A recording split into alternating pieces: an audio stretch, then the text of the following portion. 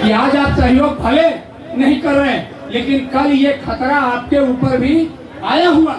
और आज आप देख लीजिए, वही परमानेंट कर्मचारी काम कर रहे हैं, नीरज जी को मालूम है, उनका पीएफ कटता है जैसे आपका भी कटता है, आपका कटता है, आपका भी चोरी हो रहा है, पता नहीं चलता, जमा हो रहा है नहीं जमा हो रहा है। जो मर गए उनको, जो रिटायर कर गए उनको क्या पैसा मिला, पेंशन मिला नहीं मिला, मर गए उनको मुआवजा मिला नहीं मिला, उनके बच्चों का क्या हुआ। तो ये कोई व्यवस्था नगर निगम में नहीं है। और परमानेंट रूप में कार्यालय में जो बैठे हुए हैं उनका पीएफ कट रहा है और वो पैसा भी उनको जमा नहीं हो रहा है। शायद रिटायर करेंगे तो नीरज जी पेंशन मिलेगा उनको क्या? अगर पीएफ वाला पैसा में जो सूद इंटरेस्ट वगैरह मिलना है वो मिलेगा। और उनका जो वो खुलना था एनपीएस, उसका क्या हुआ? वो भी नहीं हुआ। तो परमानेंट तो कर, अब कितना दुर्भाग्य है ये, आज के दिन में आप वेतन ले रहे हैं, शर्म आना चाहिए आपको।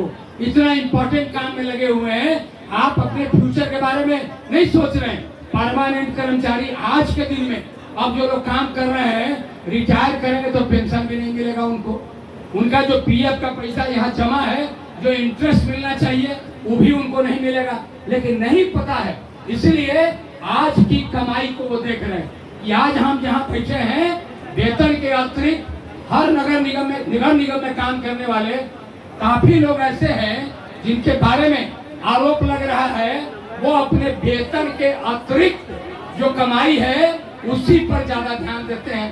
केवल और केवल सफाई मजदूर जो फील्ड में काम कर रहे हैं, सफाई मजदूरों को, उनको कोई अतिरिक्त आमदनी नहीं है। ऐसे लोगों को ही अतिरिक्त आमदनी है जिनको बैठाया जाता है, कोई आधा पर हो, कोई चौथाई पर हो, जो जो व्यवस्था है चलता है वही है सिस्टम। आपको इन सब चीजों का त्याग करना पड़ेगा। दूसरे को गाली देने से, दूसरे पर उंगली उठाने से पहले आपको अपने में आत्मनिरीक्षण करना पड़ेगा कि हम जो कर रहे हैं वो कहाँ तक सही है। सुपरवाइजर हो, इंस्पेक्टर हो, अरे हर इंस्पेक्टर यहाँ पर प्रभारी है, कोई पक्का इंस्पेक्टर नहीं है। और हर प्रभारी इंस्पेक्टर को ये मालूम होना चाहिए, इसके पहले भी जितने प्रभारी इंस्पेक्टर हैं कम से कम 10 बार उन लोगों को मूल पद पर वापसी के लिए कई बार आदेश हुआ, लेकिन जब जब मूल पद पर वापसी का आदेश हुआ, यही यूनियन ने, यही समन्वय समिति ने उनकी नौकरी को बचाया और आज सफाई निरीक्षक है। लेकिन अब यही यूनियन और समन्वय समिति का आंदोलन चल रहा है तो उनको कोई चिंता नहीं है। अरे अपनी नौकरी आप बचाइएगा और अपने भाइयों के नौकरी को खतरे में डालिएगा। ये कोई उचित तरीका नहीं है कि हम अपनी जान बचाने के लिए 10 आदमी के जान को खतरे में डालेंगे।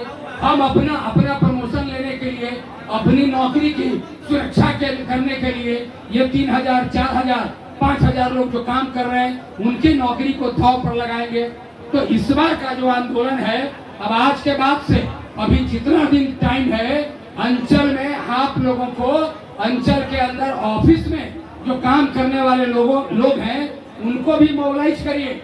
हम लोग देखिए आते हैं, मीटिंग करते हैं, भाषण करते हैं, ताली बजाते हैं, हाथ उठवाते हैं, हड़ताल करेंगे, हड़ताल में जाएंगे, मजबूती से लड़ेंगे। इतना से काम नहीं चलेगा। काम चलेगा हर एक आदमी को, एक दूसरे आदमी को, बगल का जो आपका साथी है उसको मोबिलाइज करिए।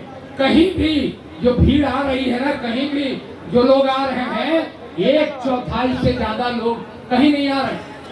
जहाँ हर अंचल में आंदोलन हो रहा है, मौर्या लोक में मीटिंग हो रही है, अभी भी जो हमारे हड़ताल करने वाले या जिन कर्मचारियों की मांगों को हम लेकर के आगे बढ़ रहे हैं, पूरी जागरूकता अभी तक आप लोगों के बीच में नहीं हुई है। देखिए, लड़ाई का बार बार आरोप लगाने से काम नहीं चलेगा। जब भी हड़ताल हुआ है वो हड़ताल आपके लिए सुरक्षा कवच का काम किया है। और जब हड़ताल 2020 से लेके 20 में, 21 में, 22 में, 23 में लगातार हर साल हड़ताल हुआ और हर बार जो हड़ताल हुआ है उस हड़ताल के चलते ही हमारी स्थिति अभी तक ऐसी बनी हुई है कि सरकार का जो मंशा 2020 में था, ये आउटसोर्स करने का मंशा कोई आज का नहीं है। सरकार ने 2018 में ही दैनिक कर्मियों को उनकी बहाली बंद कर दी। और सरकार ने अधिसूचना निकाला, आदेश निकाला। क्या आदेश निकाला? अब एक दैनिक कर्मियों की बहाली नहीं होगी और आगे नगर निगम में सफाई मजदूर के रूप में, चालक के रूप में, या और जो पद मैंने आपको बताया, पंप ऑपरेटर हो, कुछ भी हो, इन तमाम पदों पर आउटसोर्स से रखा जाएगा। मतलब बाहरी कंपनी से लोगों की बहाली होगी। ये सरकार ने फैसला आज नहीं किया है, आज भले वो फैसला उजागर हो रहा है। अब सरकार चूंकि बदल गई है, नई सरकार नए तेवर से आई है सम्राट चौधरी के नेतृत्व में। ये सरकार अब चाहती है कि जो कानून 2018 में बना, वो कानून 2026 में अब ये सब जमीन पर उतरे, और इसीलिए इसकी तैयारी चल रही है। इसलिए आप मान के चलिए, कानून बना 2018 में, लेकिन 2018 से अब तक अगर लागू नहीं हुआ तो उसका कारण यही है, समन्वय समिति और आप लोगों ने समय समय पर हड़ताल करके सरकार को चिताया, बताया, तो ये काम रुका हुआ था। लेकिन अब सरकार तय कर रही है कि हम ऐसा करेंगे। अब ऐसा करेंगे तो हमारे पास विकल्प क्या है? हमारे पास विकल्प अब यही है कि हम अंतिम सांस तक लड़ेंगे। क्योंकि अगर सरकार कहती है कि हमने फैसला ले लिया है कि आपको अब हटाएंगे, तो हमारा भी फैसला होना चाहिए कि हटने के पहले जितना जोर लगाना है लगाएंगे, मरेंगे, लड़ेंगे, जीतेंगे, जो भी हो, डंडा चले, लाठी चले, जेल जाएंगे। ये तैयारी के साथ ये 30 जुलाई से हड़ताल की तैयारी करनी है। सुस्त रहने से काम नहीं चलेगा। आप अगर समझते हैं कि हम कोई आज मीटिंग कर रहे हैं और कल से हमारी सब बातें हो जाएंगी, 30 जुलाई को हड़ताल पर जाएंगे और हमारा सारा काम, सारा वेतन, सारा मांग हमारा मिल जाएगा, ये संभव नहीं है। इसलिए हम बार बार आपको कह रहे हैं कि आज का हमारे भाई रामकृष्ण जी, सभी लोगों ने आपको बताया कि हम लोगों ने इस बार तय किया है। तब तो आपको कोऑर्डिनेटर, सुपरवाइजर, इंस्पेक्टर जो कहे उसी पर बात करिए और उन्हीं को कहिए कि हमारी नौकरी को पक्का कराओ, नहीं कराओगे तो तुम्हारे हम घर में घुसेंगे। अरे ये तो आपको तय करना है ना कि कोऑर्डिनेटर का बात मानेंगे, सुपरवाइजर का बात मानेंगे, कार्यपालक पदाधिकारी का बात मानेंगे, कि नगर आयुक्त का बात मानेंगे, किसका बात मानेंगे? आज हम लोग हड़ताल के लिए नोटिस दिए हैं, तो मान लो सरकार के तरफ से हमको गवर्नमेंट के सेक्रेटरी भी हमको बोल सकता है, कमिश्नर बोल सकता है, मेयर बोल सकती है कि आप हड़ताल को खत्म कर दीजिए। उनके कहने से हम थोड़े खत्म कर देंगे। और आपको अगर सुपरवाइजर कहेगा कि काम पर आ जाइए तो आप काम पर चले जाइएगा।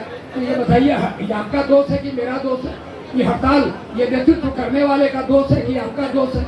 आपको अगर यूनियन ने कहा है, समन्वय समिति ने कहा है कि हड़ताल होगी और हड़ताल 30 जुलाई से मुकम्मल हड़ताल होगी, तो फिर सुपरवाइजर, कोऑर्डिनेटर, कार्यपालक पदाधिकारी, एसआई, सीएसआई कोई भी बोले, कोई मतलब नहीं है हड़ताल को सफल बनाना।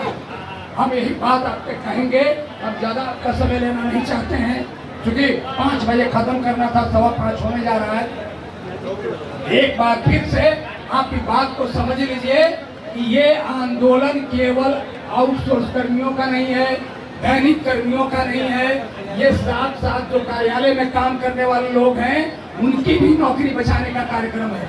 एसआई हो, सुपरवाइजर हो, कोई भी हो, तो हम आपसे अपील करेंगे कि पूरा ताकत लगाइए और 30 जुलाई से जो हड़ताल हो उसके पहले 29 जुलाई को मौर्य लोक में एक ऐसी सभा होनी चाहिए कि लगे कि 30 जुलाई से पटना नगर निगम का एक एक आदमी, चाहे वो कार्यालय में काम करता हो, गाड़ी में काम करता हो, सफाई का काम करता हो, एक एक आदमी 30 जुलाई से हड़ताल पर रहेगा और इनकलाब जिंदाबाद करके सड़कों पर मार्च करेगा।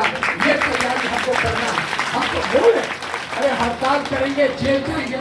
आप तो अब तो बात करते हैं कि भाई जरूरत पड़ेगा तो हम अपने बच्चों के साथ, परिवार के साथ, अपने साथियों के साथ इस आंदोलन में शामिल होंगे। अरे आंदोलन चलेगा तो आप देखिएगा कि अभी इस बार क्या होने वाला है। लेकिन अगर हमारे ही लोग अगर ये बहाना करेंगे कि सफाई निरीक्षक ने कहा था,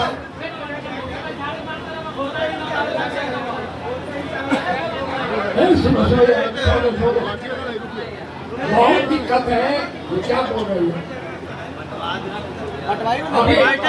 बार बार कह रहे हैं कि आपको जो यूनियन समझ तय हुआ है, इसी को मान के चलना है। आप हड़ताल के दौरान ये मत कहिएगा कि हमको तो सफाई निरीक्षक कहे इसलिए हम काम पर चले गए, ये बहाना इस बार नहीं चलेगा। इसलिए कोई कह दे, आप कहिए कि मेरा हड़ताल तय है, हम हड़ताल पर ही रहेंगे। इन्हीं बातों के साथ हम फिर से आपका आह्वान करते हैं, 29 तारीख को मौर्य लोक में आइए और 30 जुलाई से मुकम्मल हड़ताल पर आइए।